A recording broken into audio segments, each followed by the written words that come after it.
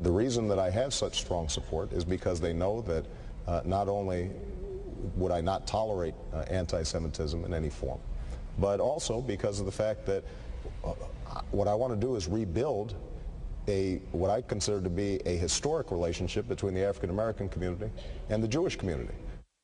That was Barack Obama from Tuesday night's Democratic debate right here on MSNBC. The Illinois senator has been facing more questions about his support from the Jewish community. So how much of an issue is this? Tennessee Congressman Stephen Cohen is a Democrat and a Barack Obama supporter. Brad Blakeman is a member of the Republican Jewish Coalition. Great to see you both today. Brad, I want to ask you, is there really concern among the Jewish community about whether Barack Obama is a friend to Israel? Well, there should be. The change that Obama wants to bring to the Middle East process will be a danger to Israel and a danger to the United States.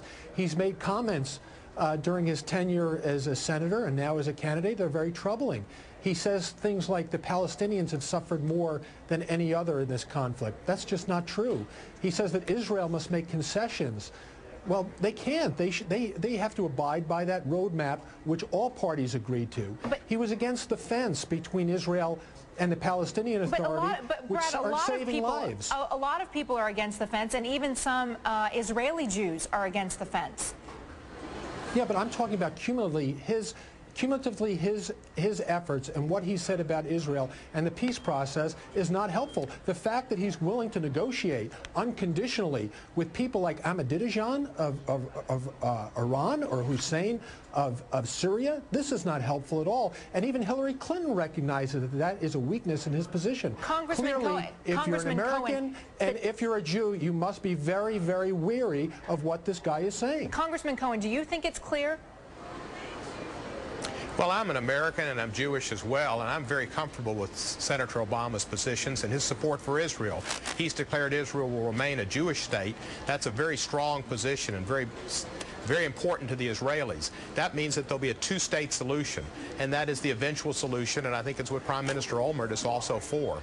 And Congressman, let me ask you about the Tennessee Republican Party, and again, I mentioned that you're a Barack Obama supporter and a Democrat, but the party, the GOP party in Tennessee sent out a statement questioning whether basically questioning whether Obama's an anti-Semite. And here it is, quote, on Sunday, Nation of Islam minister Louis Farrakhan likened Obama to a new messiah, calling him the hope of the entire world. That's the same Louis Farrakhan who has a history of making openly anti-Semitic statements, calling Judaism a gutter religion. Now, Barack Obama has, and as I'll put in his words, both denounced and rejected that support from Louis Farrakhan. But is there more that he can do to reassure voters who might have some of these concerns that he is a friend not only to Israel, but to American Jewish people?